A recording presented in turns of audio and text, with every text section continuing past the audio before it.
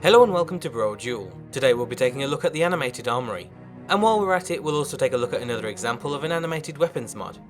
The animated Armoury aims to offer a selection of new melee weapons for you to try.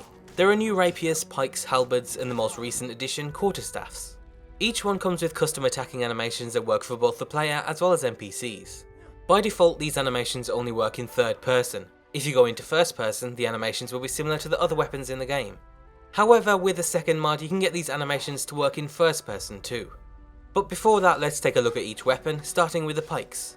Like the other three weapon types added by the mod, the pikes have been seamlessly integrated as if they've always belonged in the game, alongside the swords, axes, and blunt weapons from vanilla.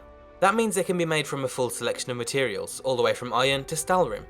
On top of crafting them, they can also be found on NPCs, in loot, and at vendors.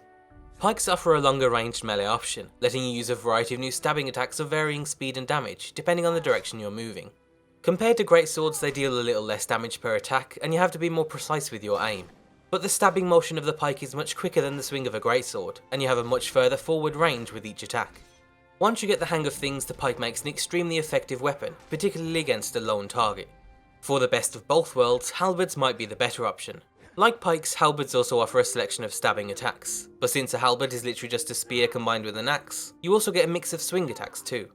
Halberds offer the longest range melee attack in the game, but at a cost for speed and damage.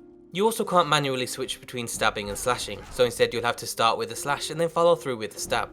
Once you get used to how they handle, they're another great option, especially when you're trying to keep your distance from a stronger enemy. For something more unique, the latest addition to the mod adds quarterstaffs. These two-handed blunt weapons offer an array of new bashing attacks, once again depending on the direction you're moving. They're not particularly powerful, only dealing a little more damage than a one-handed mace, but for what they lack in power, they make up in range and style.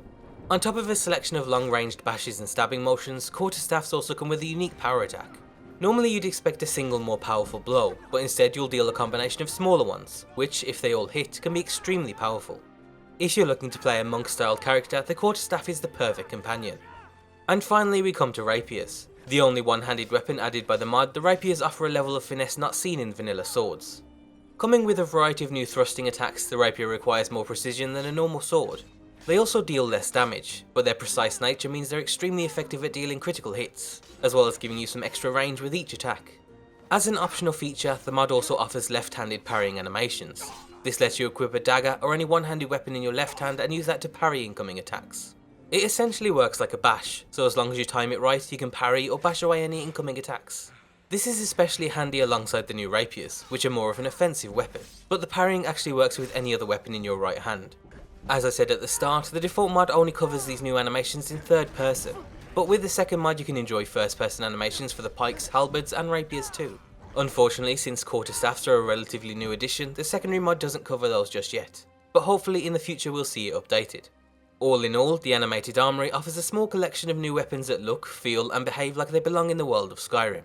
The author's done a great job in balancing them alongside the vanilla weapons, so none of the new options are superior to the ones that already exist.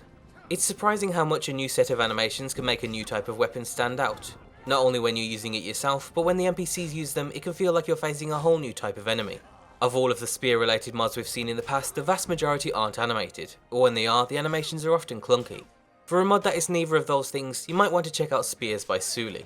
We've covered this in its own spotlight, which we'll link down below.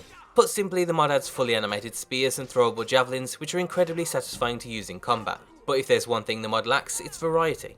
If that's what you're looking for, then you might want the Throwing Weapons Lite mod. With a simple but fitting throwing animation that works in first and third person, the mod offers a selection of new throwable weapons. Working for NPCs as well as the player, the mod offers a selection of new knives, axes, javelins, oil pots, frost potions, smoke bombs and grenades. The effects of each throwable weapon is pretty self-explanatory, but there's a level of depth that you might not expect. The amount of damage they deal, the distance they travel, their speed and how much they stagger the target varies from each projectile. Throwing also drains stamina, and the damage you deal will scale alongside your one-handed or marksmanship skill depending on the weapon being thrown. They'll also benefit from sneak attacks and related perks. To get your hands on the new missile weapons, the mod comes with its own separate crafting system, which is all handled through a new spell. To balance some of the more powerful throwing weapons, you'll start off only knowing how to craft some of the more basic ones. To unlock the others, you'll have to discover the recipes as you play. Altogether, the mod does exactly what it says on the tin. It's definitely not the first throwable weapons mod, but from our testing, it's arguably the best. Other similar mods often come with script lag or save bloat, or the animations just don't feel right. With throwing weapons Lite, you could genuinely build a character around using throwing weapons alone, at least once you master your aim. To get any of the 3 mods shown today, you can find everything you need down below. If you know of any other weapon mods that offer new animations, then be sure to let us know down below too. For our next video, we'll be covering our top mods of 2018.